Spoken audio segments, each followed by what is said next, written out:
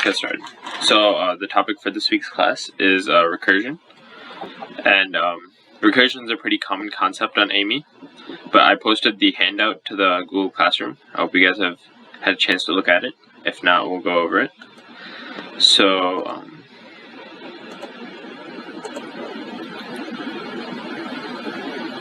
okay, so I'll keep my Jamboard open. Alright, so if we look at the handout first, we can see how recursion naturally arises in problems. So if we just look at problem 1, for example, so call a set of integers spacey if it contains no more than 1 out of any 3 consecutive integers. How many subsets of 1 through 12, including the empty set, are spacey? So we want to count the number of subsets of 1 through 12, such that there's never more than 1 out of any 3 consecutive integers. Right, we could count this using casework, potentially. We could start with 1, the next number we could have is 4, and the next number we could have is 7, then 10, then we could have 1, 4, 7, 11, 1, 4, 7, 12, and then 1, 4, 8, 11, 1, 4, 8, 12, 1, 4, 9, 12, and we can keep going like this, right? So it's potentially feasible to do it this way. But if we wanted to count it a little bit more smartly, there might be another way we go about doing this. So we can split it into 2 cases, right? Either 12 is in our subset, or 12 is not in our subset. So if 12 is in our subset, that means we can't have 11 and we can't have 10 in our subset. And so the largest number we can have is 9. And if 12 is not in our subset, then the largest number we can have is 11. So essentially in the first case, we have 12, and then we're choosing a subset of 1 through 9 that satisfies the spacey condition, right? So we're looking for 12, and then how many spacey subsets of 1 through 9 are there? Okay, that's very similar to the problem that we're trying to do, which is find the number of spacey subsets of 1 through 12. Now in the case that 12 isn't in the set, we have, so 12 is not in the set, then we're basically looking for the number of spacey subsets of 1 through 11. So number of spacey subsets of 12 is equal to, in this case, the number of spacey subsets of 1 through 11 plus the number of spacey subsets of 1 through 9. So it might be helpful if we define a function, s of n, equal to the number of spacey subsets.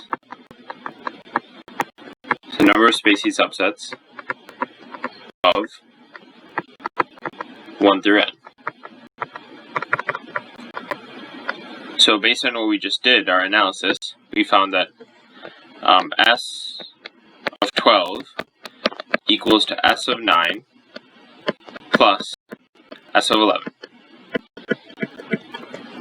So just using this, we can kind of extrapolate this and assume that this applies in general. And then of course we'll prove that, right? So 9 is related by n minus 3, and 11 is n minus 2, or n minus 1. So can we prove that this holds in general? Well, if we try the same thing, right? We have 1 through n, then either n's in or n's not in our spacey subset. So if n is in our spacey subset, we can't have n minus 1, we can't have n minus 2. So the largest number we can have is n minus 3, and we're looking for spacey subsets of 1, 2, all the way to n minus 3. So that gives rise to the s of n minus 3 term.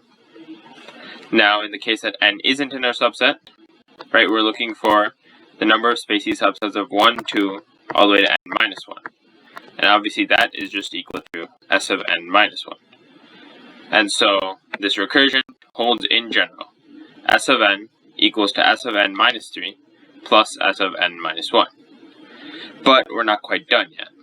What we want in the end is a numerical value of s of 12, right? So we have this equation, but we can reduce s of 12 down to smaller s's. But how do we figure out the very small s's? Well, those we can do simply by inspection, right? S of 1 equals to just 2. In fact, we can start at s of 0. That equals to 1. S of 2, or S of 1 equals 2, right? We can either have the null subset or 1.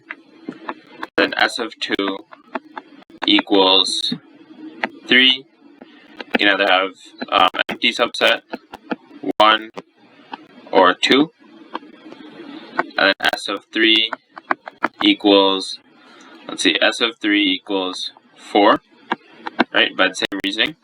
And so when we're generating these base cases, as they're called, it's helpful to check whether our recurrence relationship holds. So our recurrence relationship was S of n equals to S of n minus 3 plus S of n minus 1. So if we apply that we obviously can't apply that for n equals to 2 or lower, but if we apply this for S of n minus 3, we get S of 3. S of 3 should equal S of 2 plus S of 0, which it indeed does. And so now, the recursion relationship holds, and so now we can go on and compute then S of 4.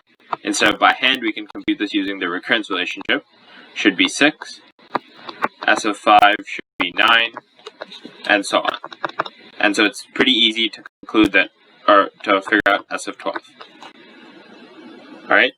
So that's how recursion kind of naturally arises in these kind of problems, is when you can reduce one problem to the same problem, but just smaller numbers. And so it's very helpful to use the recursion. And then when we find the recursive equation, right, we're not done. We have to then find base cases. And as this example showed, right, for n equals to 2 and lower, the recurrence relationship doesn't necessarily hold. So we want to have base cases that are at least as large to give us the final base case should hold for the recurrence relation. Right, so our final base case was n equals to 3, and we found that when we plug in n equals to 3 into our recursive formula, it indeed worked. So this should be the final base case that we compute by hand. If none of these fit into the recursive relationship, then we have to keep computing until we get at least one that fits the recursive relationship. That's how 1, we know that the recursive relationship is true, and 2, sometimes at very small values of n, there could be something, there could be cases we haven't considered, right? For example, here we considered n minus 3 was positive. That was an implicit assumption. But for the case of n less than 2, right, n minus 3 is not positive, so this doesn't necessarily hold. So the recursive relationship is not valid for n less than 2, or less than or equal to 2. That's why we have to make sure our base cases are sufficiently large to where the recursive relationship is indeed valid. Right? So we can also solve, so suppose that what we wanted to compute was, rather than S of 12, we wanted to compute S of 20, for example, or even S of 100. So how might we do that? Well, to compute S of 12, what we did was we just manually computed, and then, right, I didn't complete the computation, but we can see that if we just keep going, we can just add until we get to S of 12, right? But that's obviously not going to be feasible for S of 100. So how might we calculate this? So instead of using the recursive formula, which is what we did to calculate S of 12, we wish to convert this this recursive formula into a explicit formula for n. So this is not necessarily doable for all recursive equations. So rather than taking this, let's take the simple example of the Fibonacci sequence. Right, I'm sure you guys all know this. F of n equals to f sub n minus 1 plus f sub n minus 2. So to convert from this recursive to explicit formula, what we simply do is we substitute for the lowest index, we start that at x to the power of 0, So we create a characteristic polynomial. And to create our characteristic polynomial, we start the lowest subscript as x to the power 0. And then for a higher subscript, we obviously write the corresponding power of x. So this would be x to the power of 1, because it's 1 greater than the lowest subscript. And f of n would be x to the power of 2, because it's 2 greater than the lowest subscript. So this right here is our characteristic equation of our recursive equation. Right, so for the s function, our characteristic equation would be x cubed equals x squared plus 1. Right? So now that we have the characteristic equation, what we want to do is solve for the roots of this characteristic equation. So if we rewrite this gives x squared minus x minus 1 equals 0. And the roots of this are obviously x equals to 1 plus or minus root 5 over 2, which we'll call r and s. Right, there's two roots, plus or minus, and so the roots of this are r and s.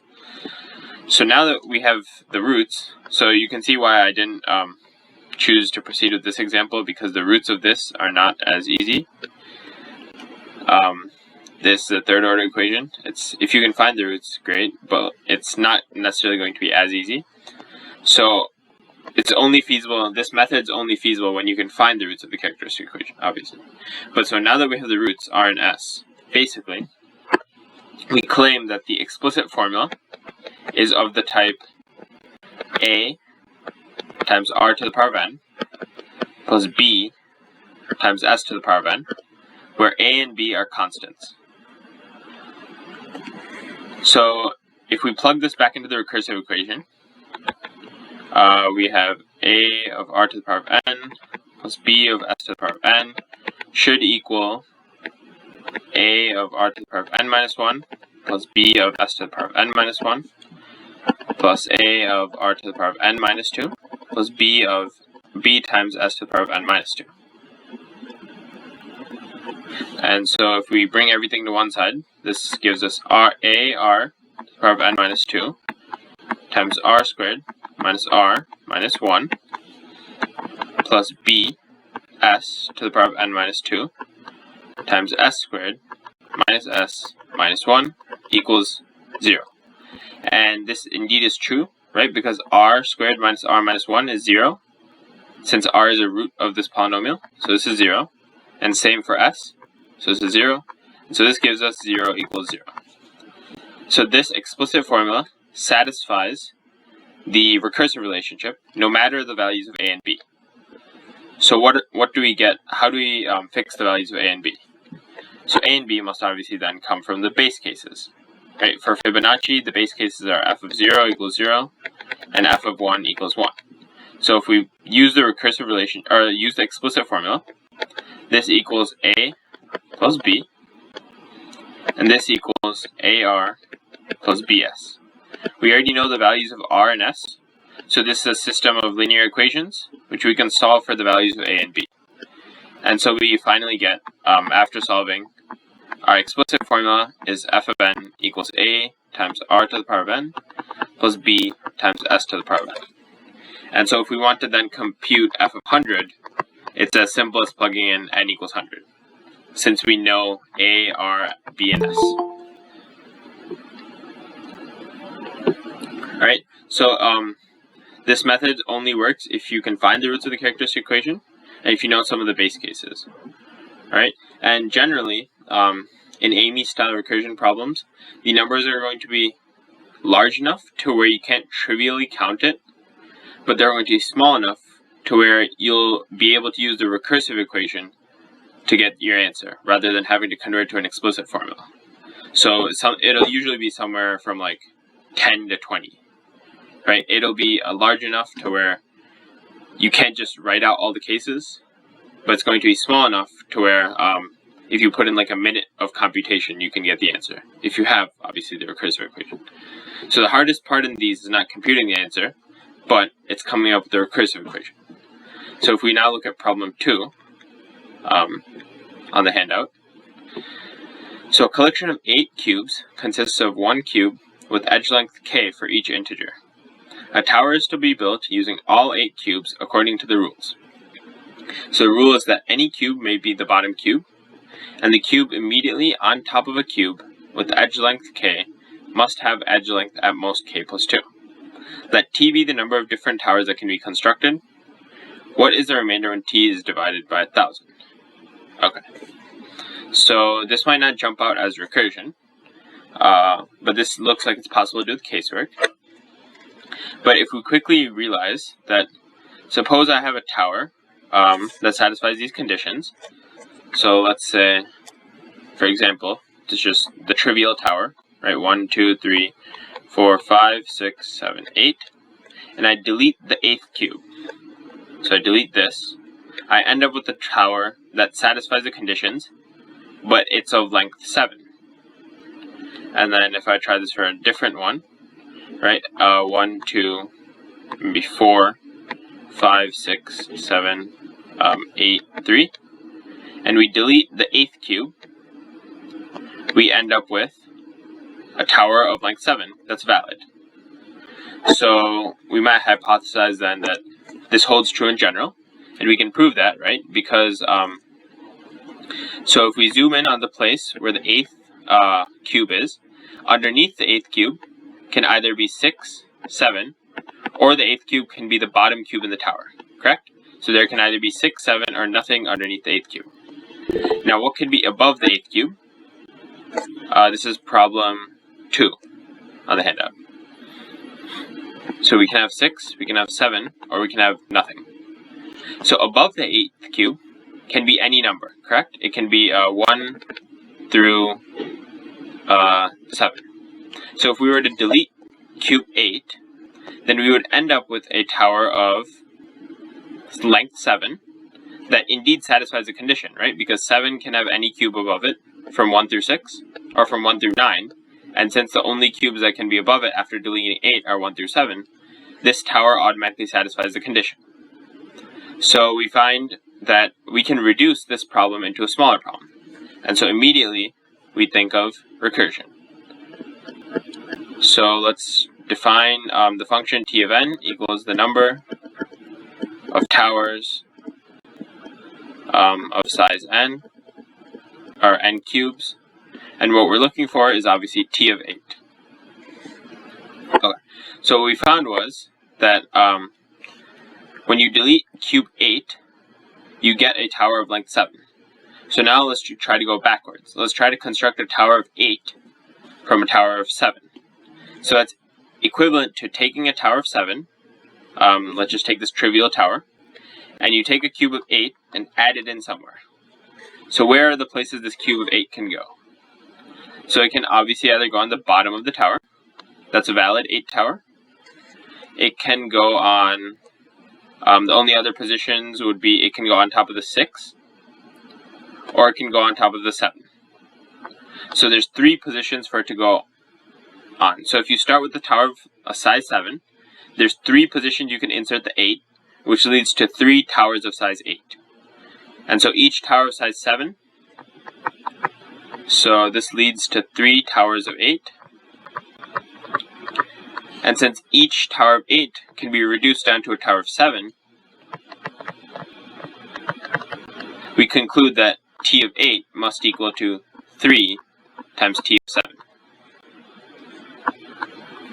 So we can construct a tower of 8 simply by taking a tower of 7 and putting in 3 different places. And since there's no other way to construct a tower of 8, this encapsulates all the possible cases, and so this recursive formula holds. And so then we can generalize the formula. Right, we just replace 8 with n, should equal 3 times t of n minus 1. And it's easy to see that this holds true, right, no matter the value of n. So now we just compute a couple of base cases. Right, t of 0 is 1, t of 1 is 1. Note that the recursive formula does not hold. T of 2 is 2. T of 3 is 6. And t of 4, so note that the recursive formula does not hold here, but it holds here. And because of this, we found we've gone as far as we need to. So this is the final base case we need. And so now we can apply the recursive formula and compute t of 4 equals to 3 times 6, t of 5 equals to 3 squared times 6, and so on. And we can easily compute t of 8. Alright? So the recursive formula did not hold from 1 to 2, or from 0 to 1, but it did hold from 2 to 3, and that's how we know that we can stop at 3, and we're done with the base cases. Alright, any questions? Okay. So now let's look at the next problem. So, how many sequences of zeros and 1s of length 19 are there that begin with a 0, end with a 0, contain no 2 consecutive zeros, and contain no 3 consecutive 1s? Okay. So in problems like this, it's often easy. So obviously, we're going to have some sort of recursion, right? Whenever you see these types of sequence problems, you should always think recursion, because you can always cut off the end of the sequence, and it's still a valid sequence. So we want to think of recursion in this case. So in these types of problems, it's often easier to, rather than have a single recursive function, we can have 2 recursive functions. So let's define a of n as the number of sequences that start with 0, that contain no 2 consecutive zeros, and contain no 3 consecutive 1s. So number of sequences of length n, obviously, length n, they start with 0,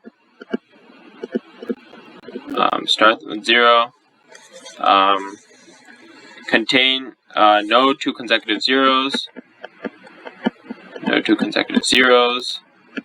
no 3 consecutive 1s, and we define a of n as ending in zeros, ending in a 0. So a of n is the number of sequences that satisfy all 4 of these conditions.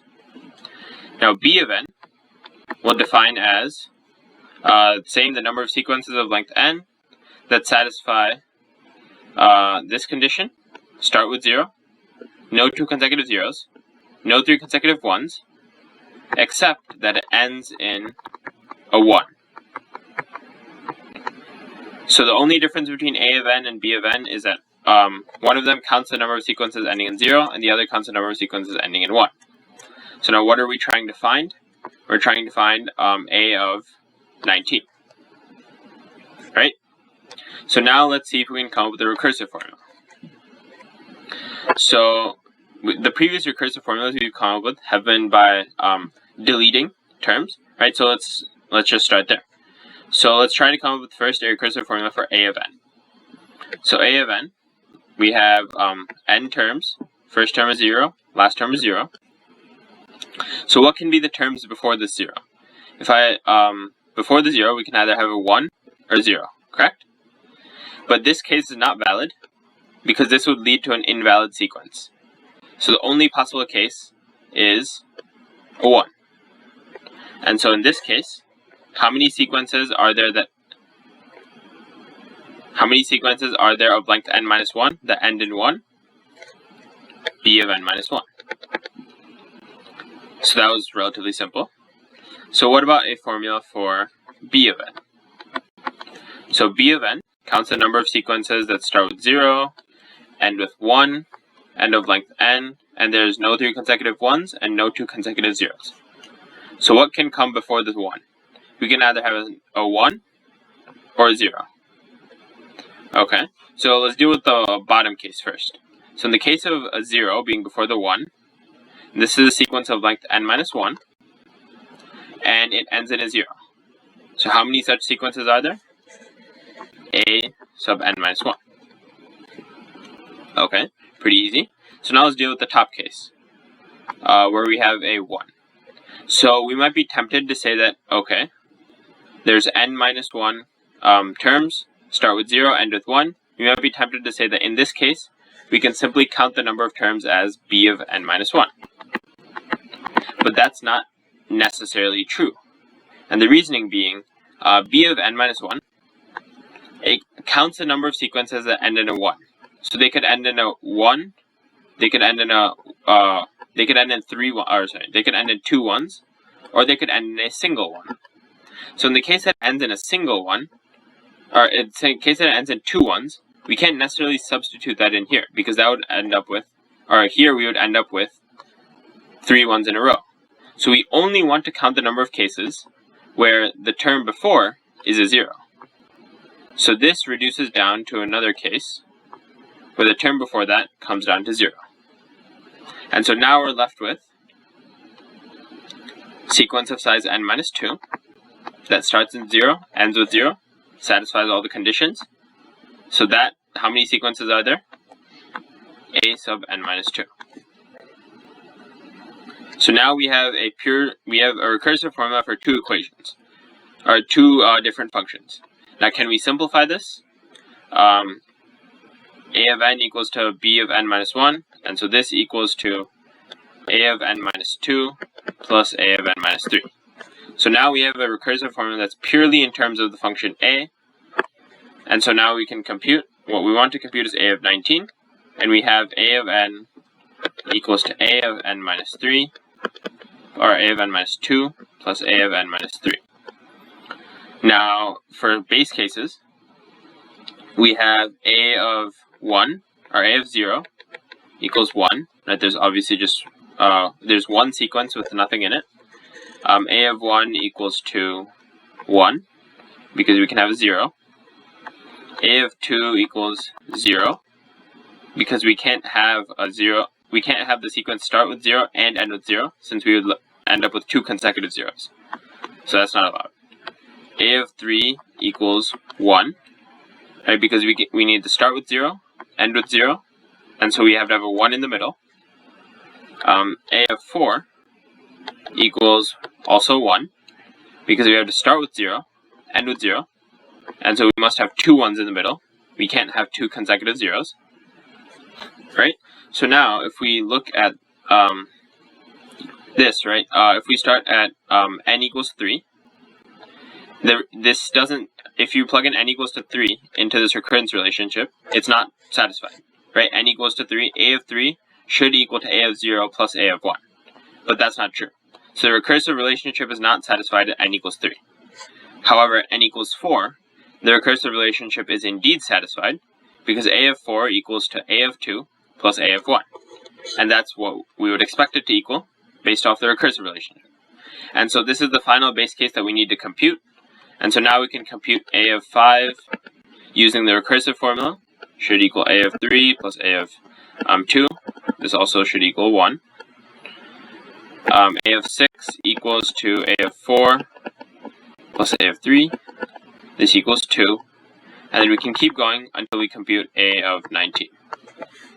So you can see that this computation is relatively straightforward, and it's not that easy, or it's relatively easy to do, because we're not dealing with numbers that are too large. However, if we were to just count this using a bunch of different cases, it would become very complicated very quickly. And so that's one of the advantages of using recursion. Alright, so now let's look at the next problem. So there are 1024 possible 10-letter strings in which each letter is either an A or a B. Find the number of such strings that do not have more than 3 adjacent letters that are identical. Okay. So this is basically, it's very similar to the previous problem, right? There's just less conditions, and instead of 0s and 1s, we're dealing with A's and B's. So if we go along with what we did last problem, let's define A of n equals to, right, number of sequences length n that satisfy the conditions and end in A. B of n can be the same thing, but it ends in B. So what we're trying to find is A of 10 plus B of 10, correct? So this is what we're trying to find. Alright, So let's go along with what we did on the previous problem and try to write a recursive sequence. So let's look at first A of n. So A of n is a sequence of length n, and the only restriction is that it ends in A, and there's no three adjacent letters that are identical. So the previous letter can either be an A or a B. So in the case that it's a B, it's relatively easy to count. Right, this should be equal. This is a sequence of length n minus 1, and so how many of those are there? There's b sub n minus 1 of those. So what about in the case that we have a? So here we have two a's in a row.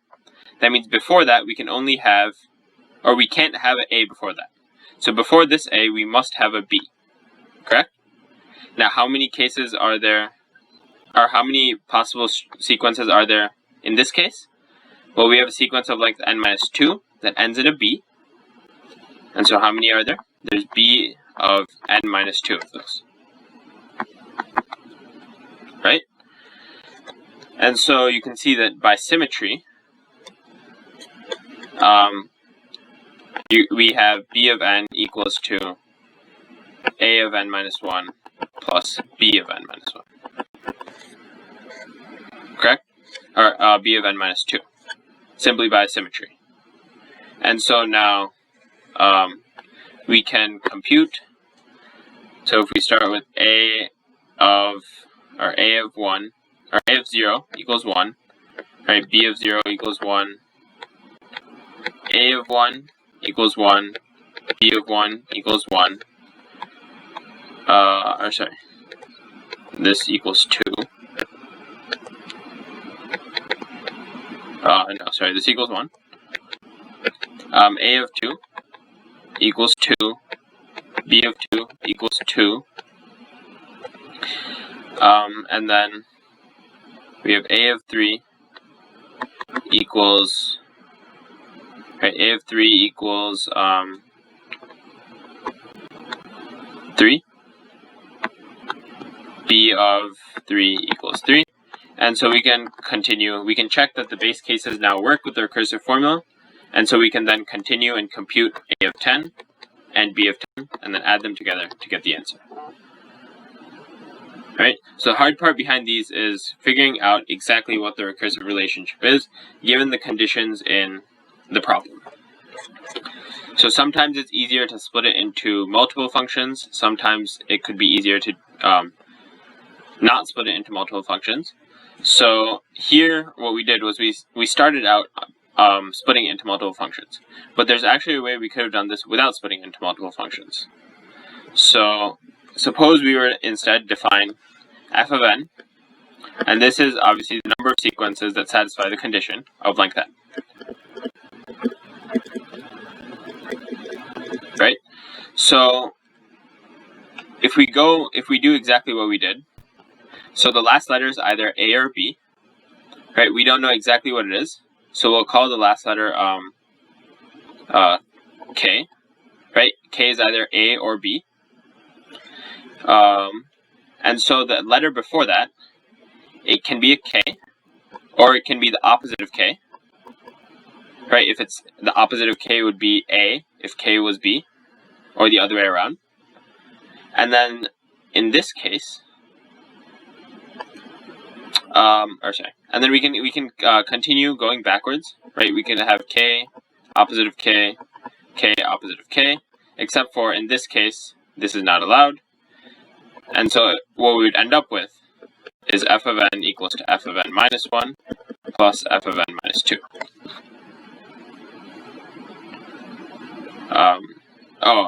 I just realized that we have been doing the problem wrong. It's no more than 3 letters that are identical.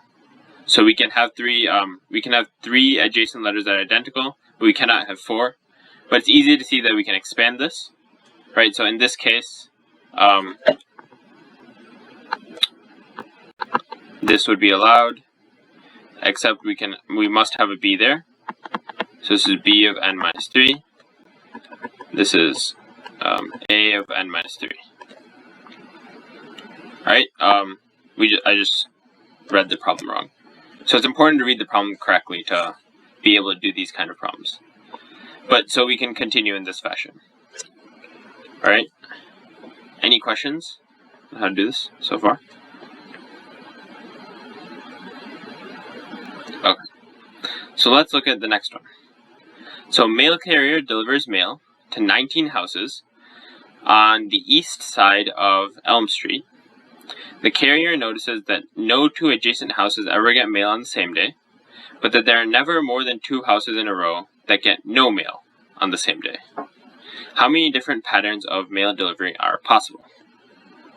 Okay, so let's, first off, we have a sequence of 19 houses, right? 1, 2, 3, all the way to 19. And so we can represent each house getting mail with a 1 or 0 if they get no mail. So if they get no mail, they get a 0, and if they get a mail, then they get 1. So we essentially have a sequence of length 19 of 0s and 1s. And so the condition now is no 2 adjacent houses ever get mail on the same day. So there's never no 2 consecutive 1s. And then we also have there are never more than 2 houses that get no mail.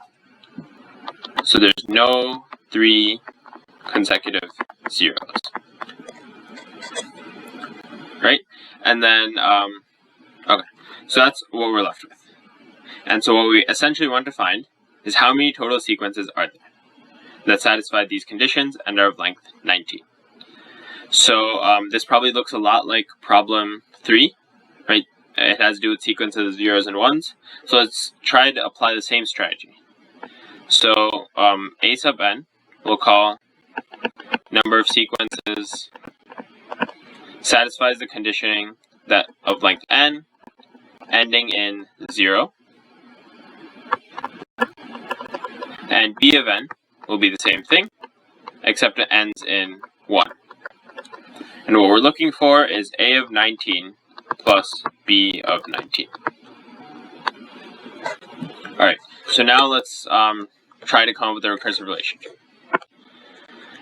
So if we look at, let's try first for a of n.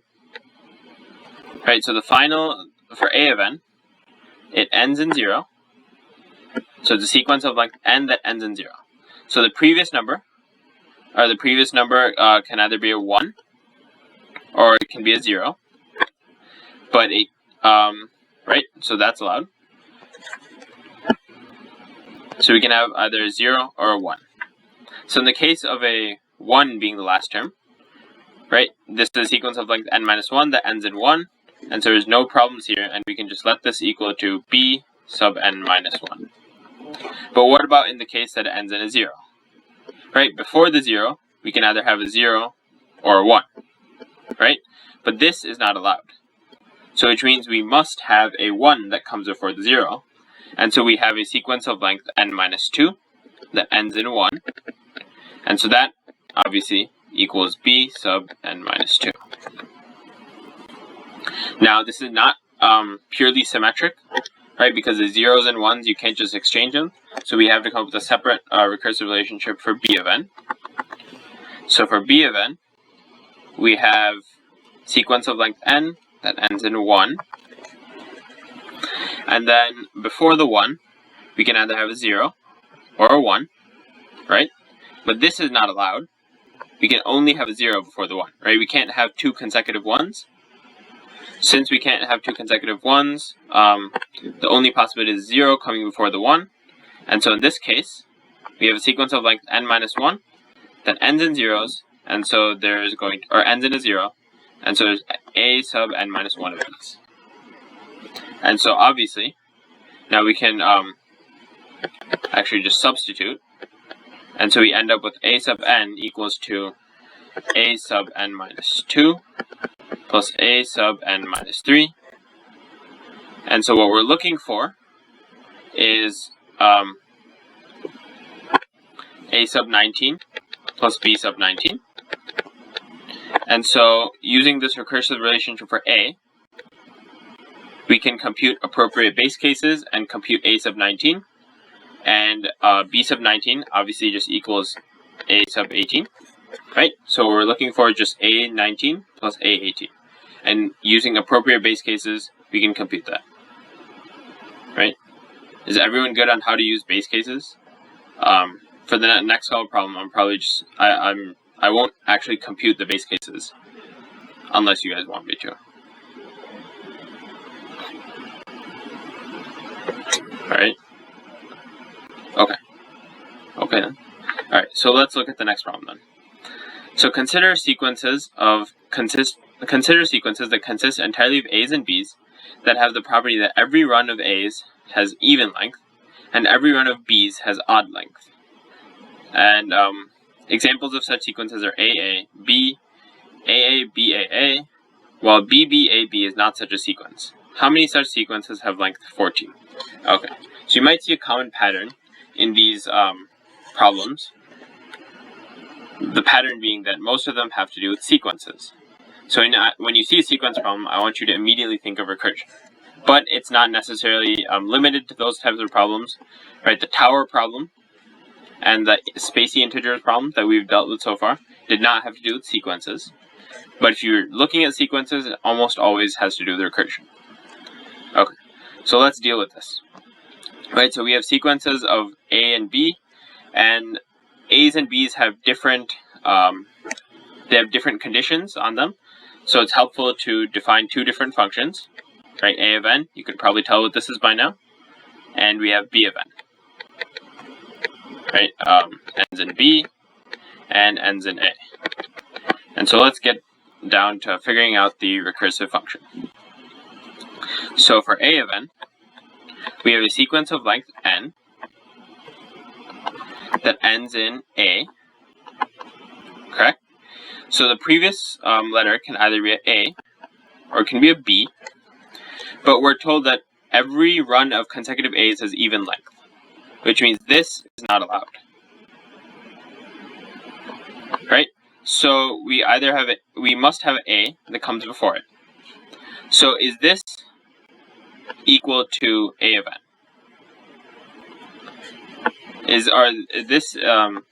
Okay, so let me restate that. So we have a sequence of length n minus 1 that ends in A. So we might naively conclude that this equals A of n minus 1. There's A of n minus 1 sequences in this case. But that's not necessarily true, because the sequence of length n has every run of A's every run of consecutive A's be of even length. So if every run of consecutive A's is of even length, that means at the end we have an even number of A's. And so if we have an even number of A's at the end, and we delete one A, so we're looking at the sequence of length n minus 1, at the end we have an odd number of A's, and so this case is not covered by A sub n minus 1. So let's keep going deeper. So because this case is not covered by A sub n minus 1, let's break it down into further smaller cases.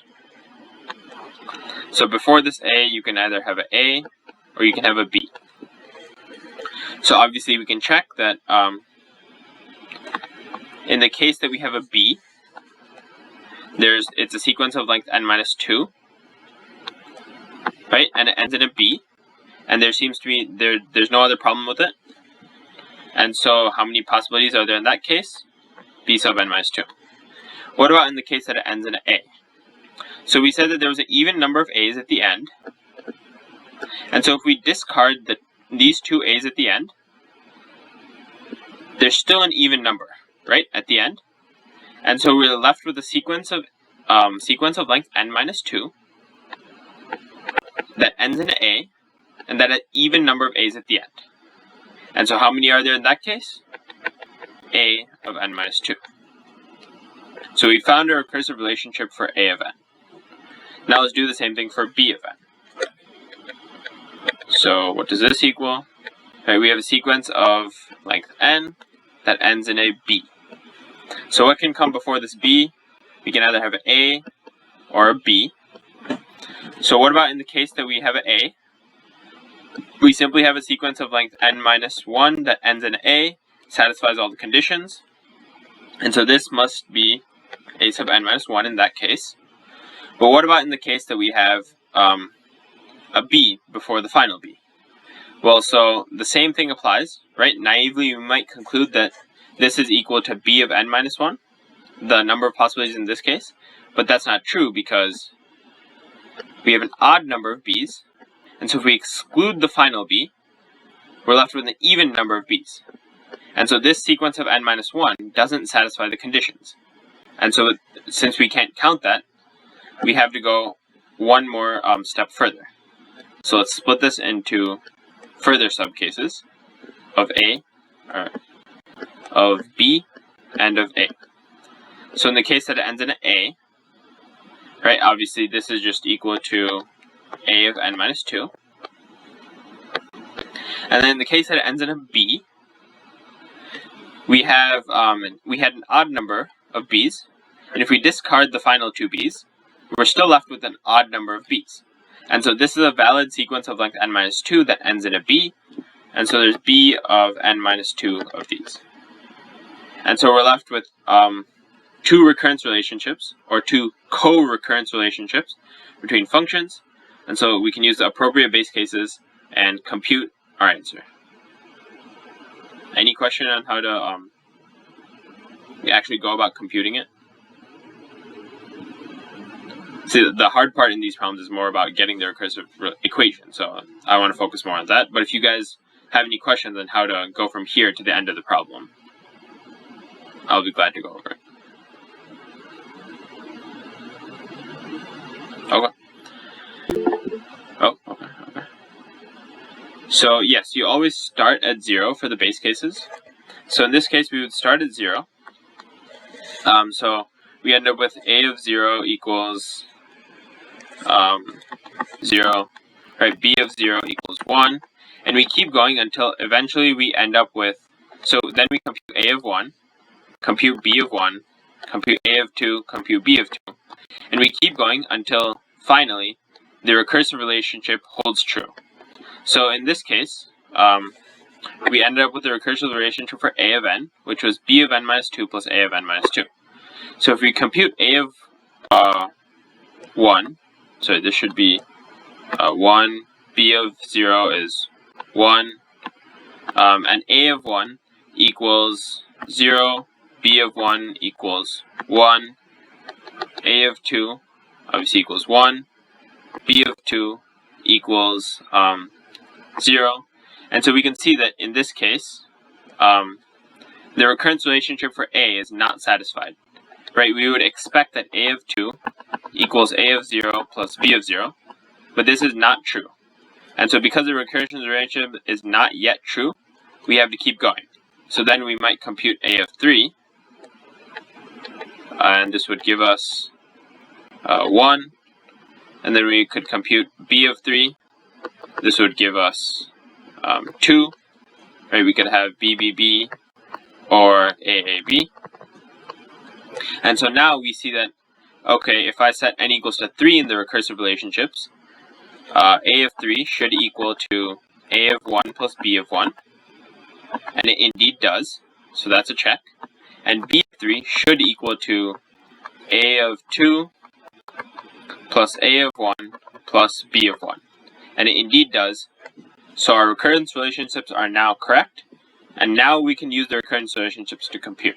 So the only reason we start at 0 is because it's easy to compute, right, when the sequence is of length 0. And then we always want to go until our recurrence relationship is satisfied. All right, any other questions?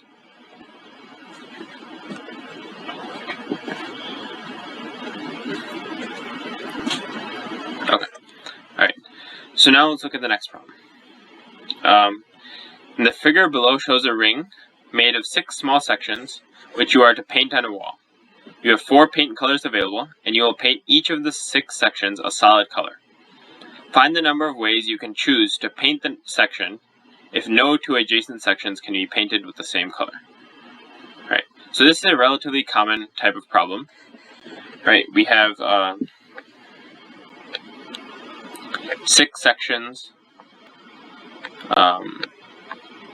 and we want to basically color them so that no 2 adjacent sections have the same color. So for the first section, there's obviously 4 choices for which color it can have. For the next section, it has 3 choices. Next section has 3 choices. Next section has 3 choices. Next section has 3 choices. But the last section doesn't necessarily have 3 choices. So in this case, we would have to split it up into cases. Okay, so when would the last section have 3 choices? If this section, and if section, here I'll number them. So section 6 would have 3 choices, only when section 1 and 5 are of the same color. And it would have 2 choices otherwise, correct? So there's different cases that we can split it into. So how do we get around this? So obviously there has to be some sort of, intuitively, there has to be some sort of formula where we can expand this to n sections, right? Because we just have 4, a bunch of 3's in the middle, and then a bunch of casework at the end, right? So let's see if we can come up with a recursive formula for this. So let's call f of n the number of colorings of n sectors, right, in a row. And so naively, right, if we go about naively counting this first, obviously 4 for the first sector times 3 to the power of n minus 1 choices for the rest of the sectors. But we overcounted, right? So 3 to the power of n minus 1 could lead to a case where these 2 sectors are the same color, correct? So how do we account for that overcounting? How do we get rid of that case? So to get rid of that case, if these 2 colors or these 2 sectors are the same color, one thing we might do is we might merge these sectors into a single sector of one color. Okay, so if we do that, then we have 5 sectors, and these 5 sectors are all of different colors from, or no 2 adjacent sectors are of the same color, right? Because 6 and 5 cannot be the same color, since 6 had 3 choices, and the 3 choices that 6 had is excluding the color that 5 had, right? So 1 and 5 are of different colors, and 1 and 2, 3 and 4, and 5 are of different colors by construction. So this is a valid coloring of size 5, or size n minus 1 in our case. And so the number of cases that we overcounted was simply equal to f of n minus 1. And so now we end up with a recursive formula for f of n. And so we can compute f of 0, f of 1, and so on until we want to compute f of 6. Alright? Any questions on that? So this is a very common type of problem, right? You're given usually some number of sectors, some number of colors, and how many different ways can you color it. Okay. So up till now, so problems 1 through 6 were what I would call classic recursion problems. So anytime you see that type of problem, you should immediately think of recursion, and they're usually, once you understand how to do recursion, they're not too difficult. Now starting at problem 7, right, the problems get a little more difficult, and you have to apply recursion a little more creatively. So problem 7, right, we saw this merging of the sectors kind of thing. So let's now look at problem 8. So the wheel shown below consists of 2 circles and 5 spokes, with a label at each point where a spoke meets a circle. So the bug walks along the wheel, starting at point A. At every step of the process, the bug walks from one labeled point to an adjacent labeled point.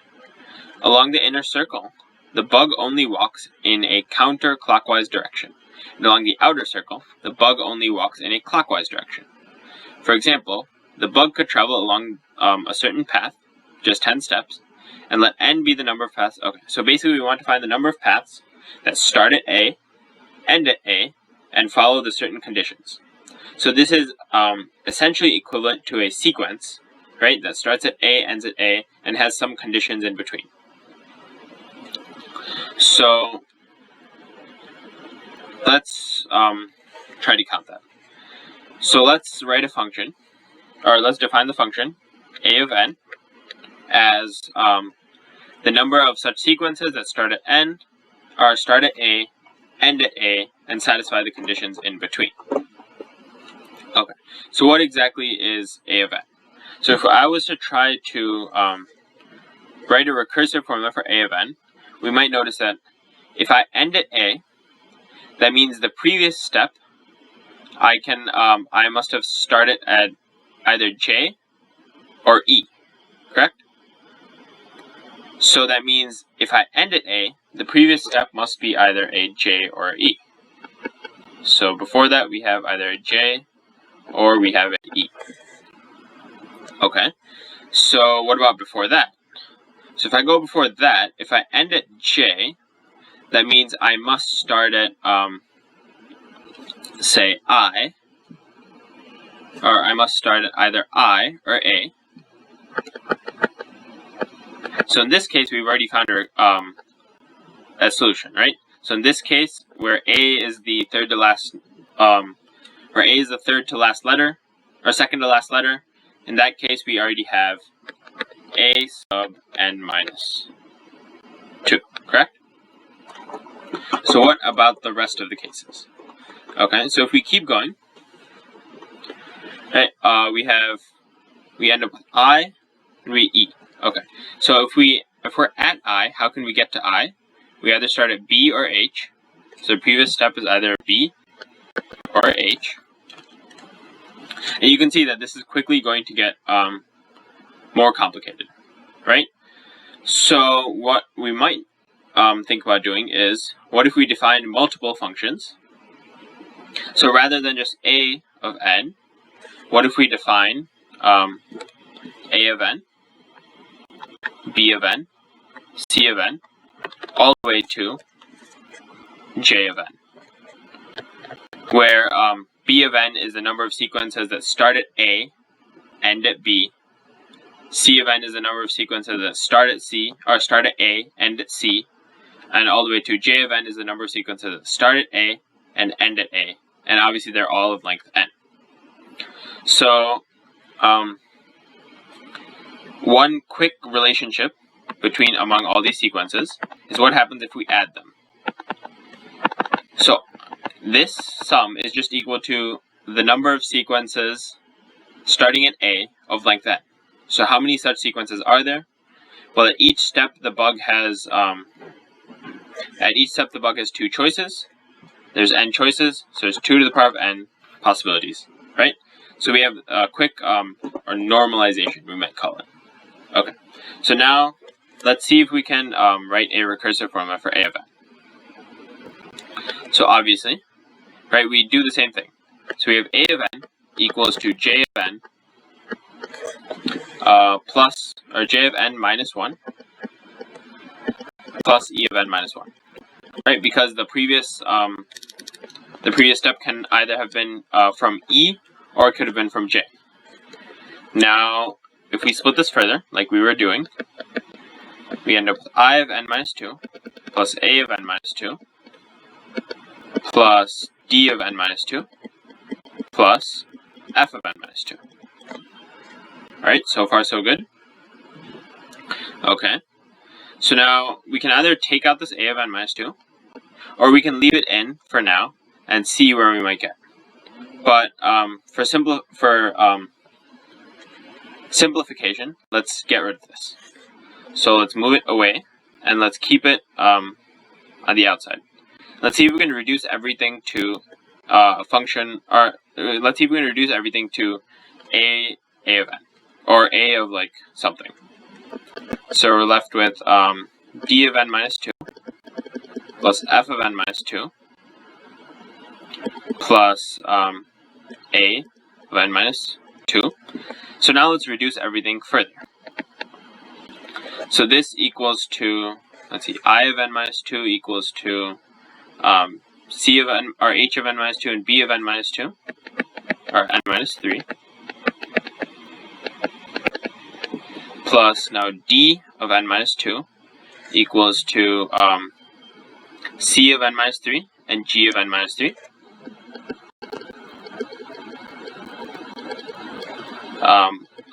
F of n minus 2 equals e of n minus 2 plus j of n minus 2.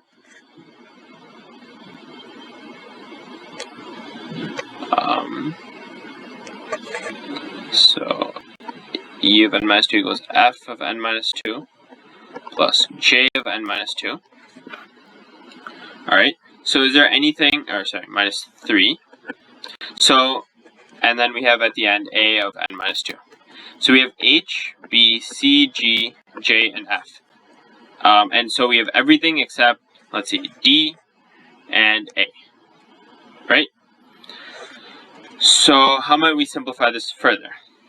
Well, if we use this, right, this comes out to be, let's see, b of n minus 3 plus c of n minus 3 plus e of n minus 3. I'm just writing this in alphabetical order. Plus h of n minus 3 plus j of n minus 3. And we have plus a of n minus 2. Oh, so it's 2 to the power of n because this sum counts the total number of paths that the bug can take. And so at each step the bug has 2 choices, right? And there's n steps. So there's 2 to the power of n paths he can take, right? Okay. So now let's see what we can do and simplify this. So if I take this and we revert it, so I take 2 to the power of n, so b of n minus 3 plus c of n minus 3 plus e of n minus 3 plus h of n minus 3 plus j of n minus 3. This equals, I'm just getting rid of more terms, or getting rid of some terms by taking 2 to the power of n minus that. And so what that would equal is, so this sum equals 2 to the power of n minus 3 minus, we're missing a of n minus 3, we're missing a d of n minus 3, we're missing a g of n minus 3, and we're missing a I of n minus 3. And then at the end, we still have a plus a of n minus 2. Okay, so now let's see if there's anything we can do with that. So I've run out of Jamboard slides. So we're moving to a different Jamboard now. Alright, so we had, what we ended up, or where we left off on the previous thing, was a of n equals to 2 to the power of n minus 3 minus a sub n minus 3 plus plus d sub n minus 3 plus g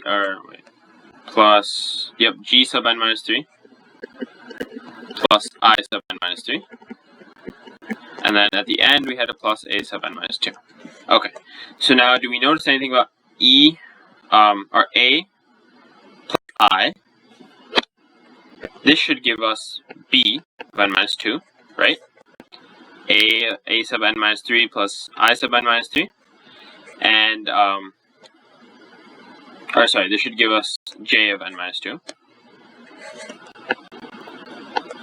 And d of n minus 3 plus g of n minus 3 should give us e of n minus 2. So this simplifies down to now 2 to the power of n minus 3 minus e sub n minus 2 plus j sub n minus 2. At the end, we still have a plus a sub n minus 2. And why did we do that? Well, these two simplify down to a sub n minus 1. So we finally found, after a lot of algebra, that a sub n equals to 2 to the power of n minus 3 minus a sub n minus 1 plus a sub n minus 2. And then we can, now that we have the recursive equation, we can keep going and compute. Alright, so this was a very messy problem, right? But essentially it boiled down to recursion and then using a bunch of recursive relationships to simplify and end up with a single recursive relationship, which is what we're trying to find. Alright, so now that we have a recursive relationship, we can continue and compute the answer. Okay, now let's deal with the second problem, or the ninth problem. So Freddy the Frog is jumping around the coordinate plane searching for a river, which lies on the line y equals 24.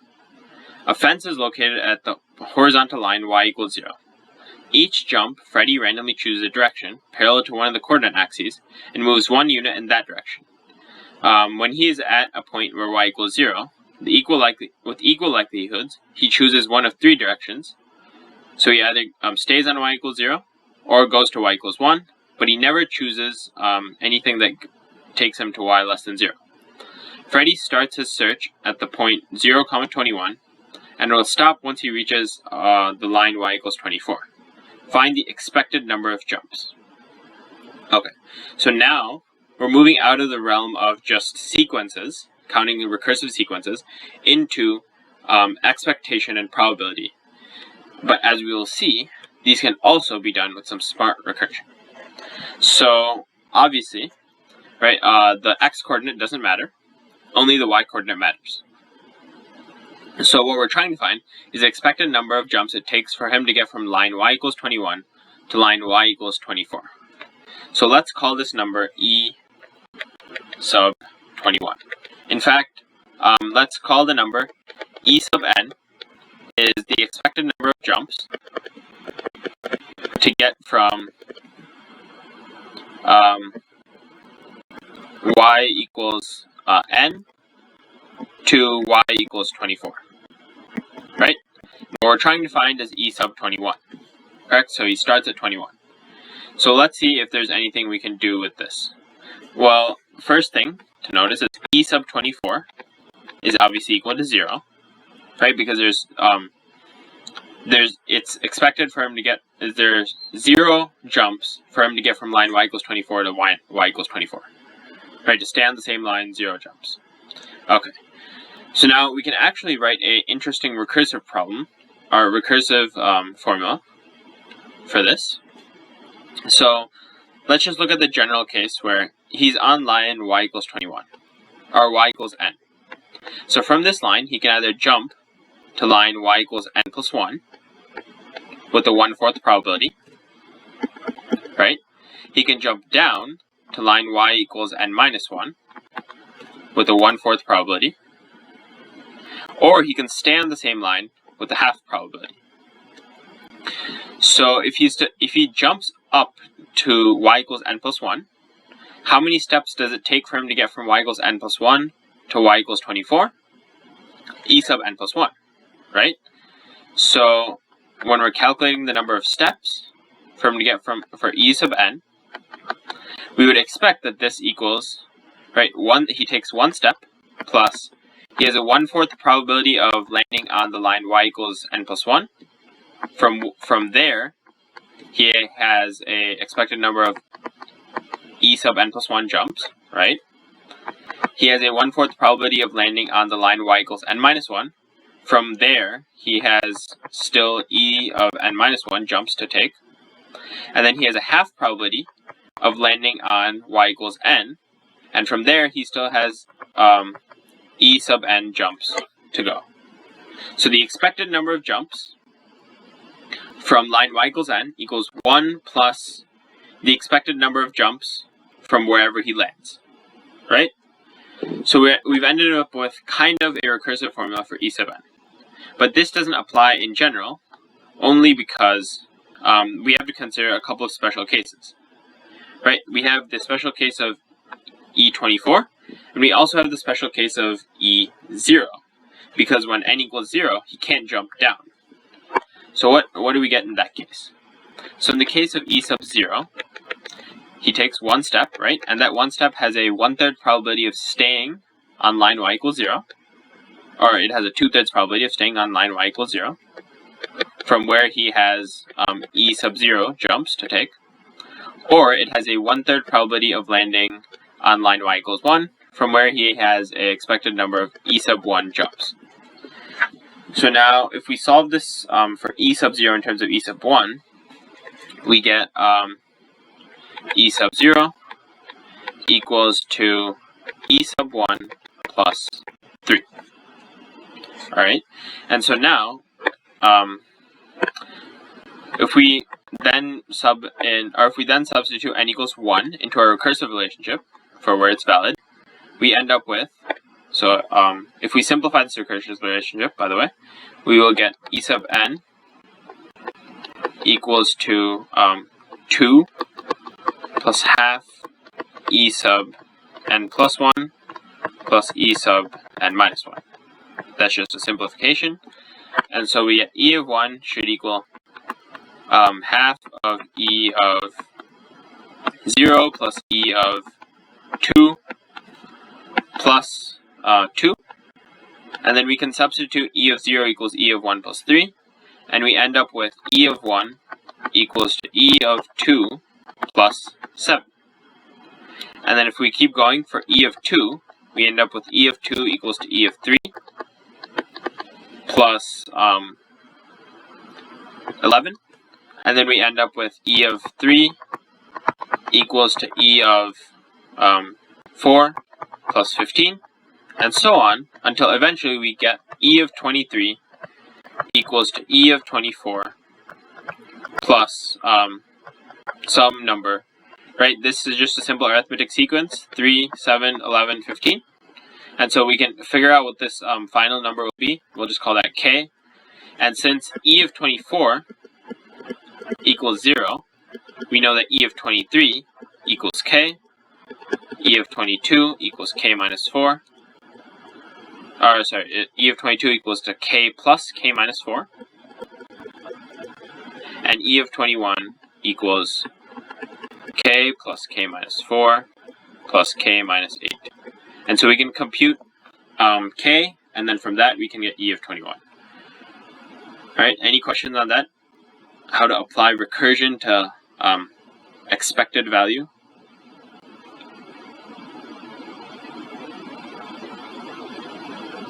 Okay. Alright, so now let's look at the next problem. So this is also an expected value problem. So let S, P1, P2, P3, E, P4, P5 be a heptagon. Frog starts jumping at vertex S from any vertex except E. The frog has a choice of jumping to either of the two adjacent vertices. When it reaches vertex E, the frog stops and stays there. Find the number of distinct sequences of jumps of no more than 12 jumps that end at E. Okay. So let's see. Essentially, we have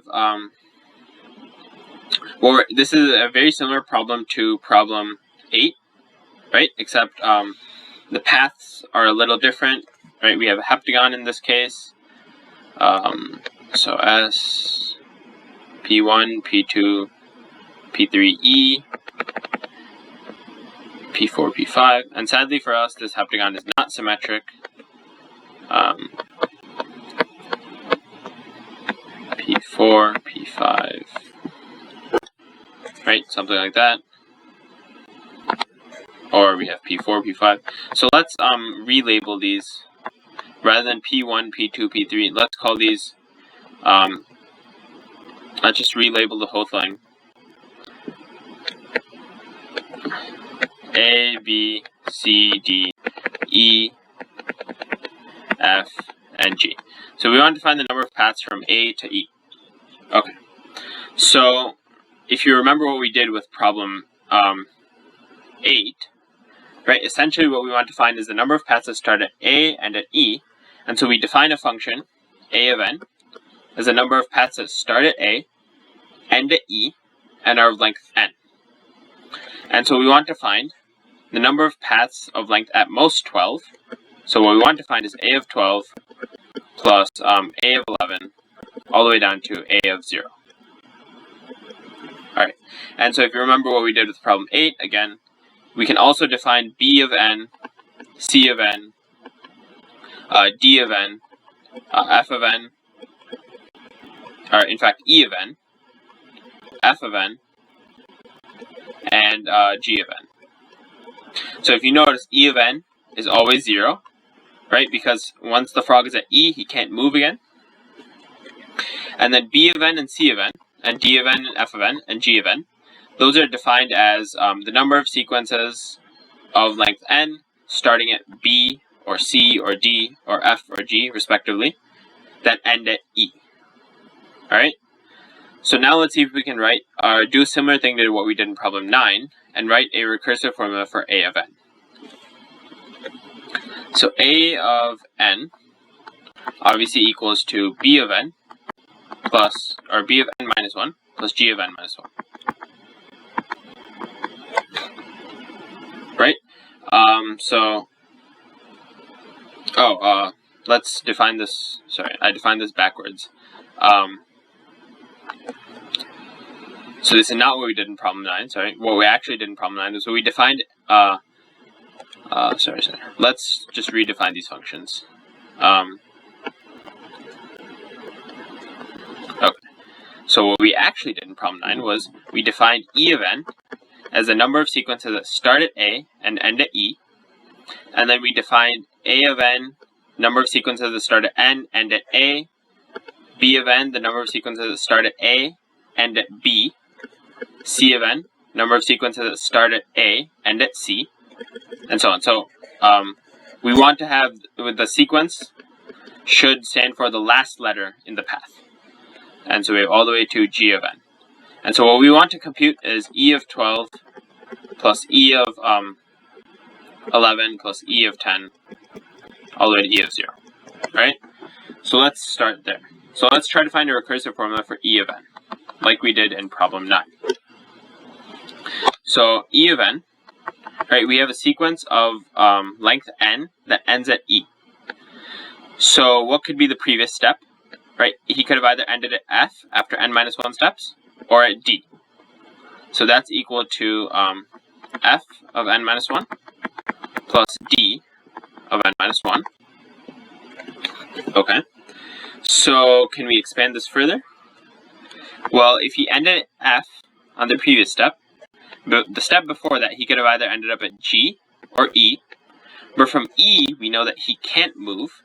So that means he couldn't have been at E for step n minus 2, which means he must have been at G. So this is G sub n minus 2, plus, and the same applies for D, this is C sub n minus 2. Correct? So now we've reduced this here. So can we reduce this any further? Let's go one more step down. So G sub n minus 2 equals A sub n minus 3 plus F sub n minus 2 plus C of n minus 2 gives us B of n minus 3 plus B of n minus 3 plus D of n minus 3. So we can clearly see that the F of n minus 3 and D of n minus 3 are equal to E of n minus 2, right? And then we have plus still A of n minus 3 plus B of n minus 3. Okay, so we already have one E term. We still have two other terms that we need to get rid of. So let's keep going. So E of n, so far we're at E of n minus 2 plus, E of n minus 3. Right, E of n minus, E of n minus 2 plus B or A of n minus 3 and B of n minus 3. Okay, now let's decompose these further. So let's keep the E term, and let's decompose the A and the B. So A gives us, B of n minus 4 and G of n minus 4. And B of n minus 3 gives us A of n minus 4 plus C of n minus 4. Correct? Alright, so what can we do with this now? Well, if we notice, so we've seen this B plus A term before, right here, and we've seen the C and G term before, right here. Correct? So how do we might rewrite this as E of n minus 2 plus,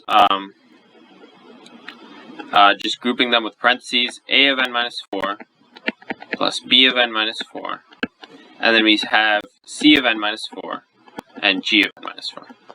Okay, so let's first deal with the C plus G term. So if I go back to here, the previous slide, we had e of n equals to g of n minus 2 plus c of n minus 2. So that must mean that g of n minus 4 plus c of n minus 4 equals to e of n minus 2. Right? This equals that. And so we can replace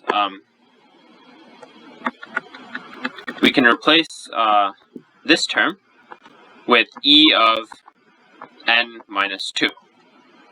Now what about this term? Well, if I focus in on this arrow right here, so we had e of n equals to e of n minus 2 plus a of n minus 3 plus b of n minus 3.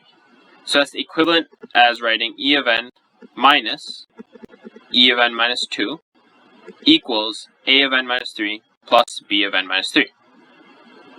And so that must mean that then a of n minus 4 plus b of n minus 4 equals e of n minus 1 minus e of n minus 3. And so now we have a purely recursive equation in E.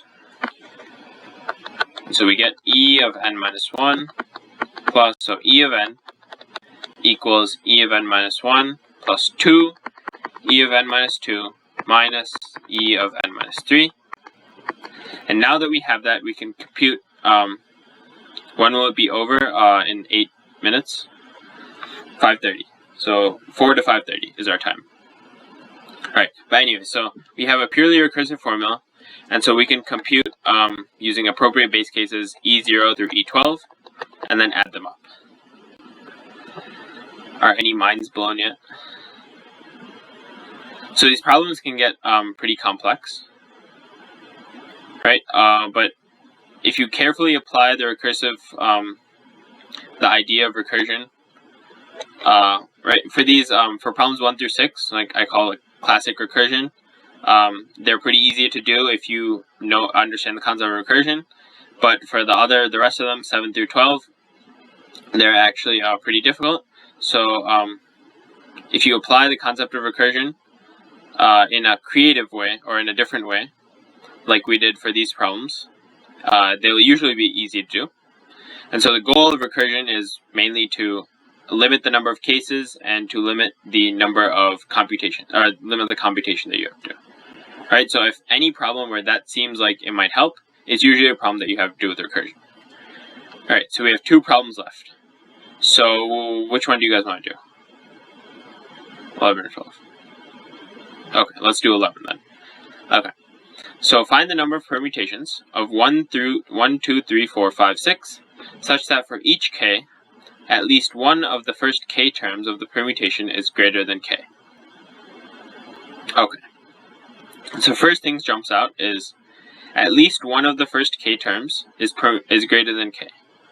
So whenever we're dealing with at least, usually we want to consider complementary counting, right? So whenever we're dealing with the term at least, let's try to go the other way, and let's count the number of permutations. Rather than the number of permutations that satisfy the condition, let's count the number of permutations that don't satisfy the condition.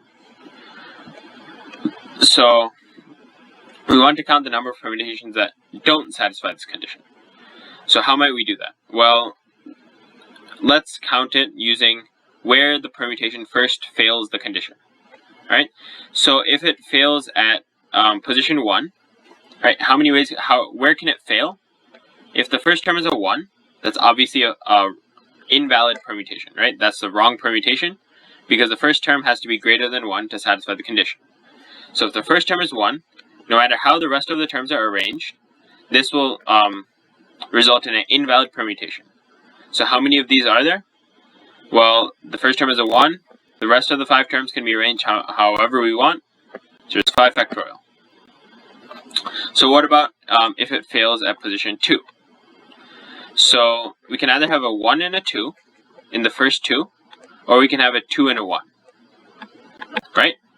So this case, 1 and 2, we already counted in the first case. Right? So let's disregard this case. Let's disregard the case of 1 and 2. So we're only left with the case of 2 and 1. So in this case then, there's still 4 terms over here, and we can arrange them however we want. So how many ways are there in this case? 4 factorial. Okay. So now what can we do? Well, let's keep going. Let's try 3. So for 3, right, we can either have 1, 2, 3, We can have 2, 1, 3. There's 6 possibilities, right? We can have 1, 3, 2, 1, 3, 1, 2, 2, 3, 1, or 3, 2, 1, right? This case we already counted in the first case.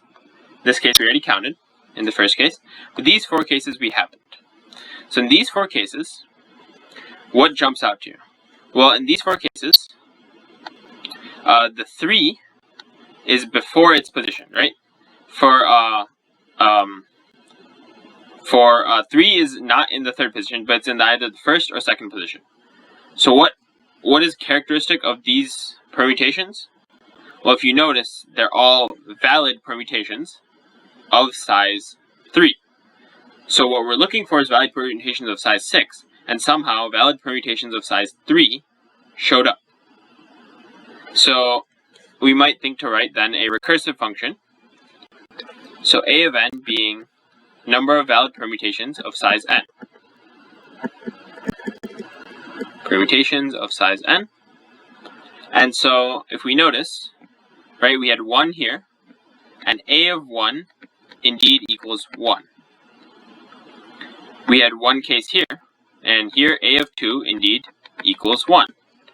Here we had 4 cases, and a of 3 indeed equals 4.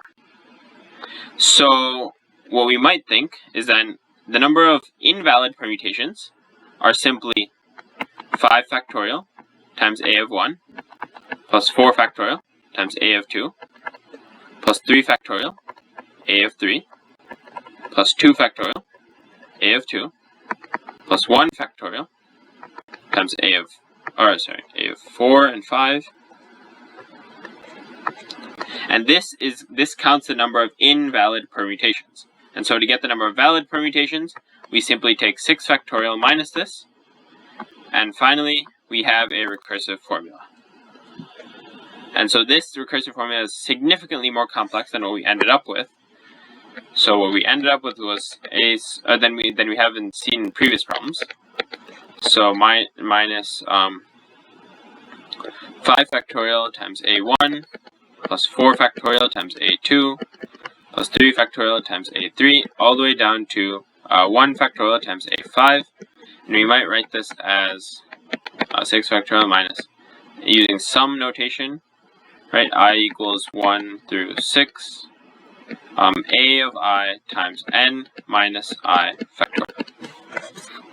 Or 6 minus I. And if we replace 6 with, so this is 5. If we replace 6 with n, then this ends up being n minus I factorial. This is n minus 1. This is obviously n factorial.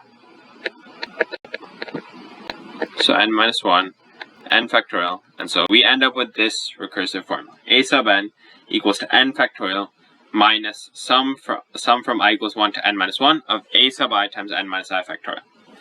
And so what we're trying to compute is a of 6. And we can obviously do that using appropriate base cases. Alright, so there's still one problem left, right? But we're out of time. So I'll leave you guys to try that problem on your own using what you learned today, hopefully learned today. And other than that, I hope you guys learned something today. And I'll see you next week. Bye.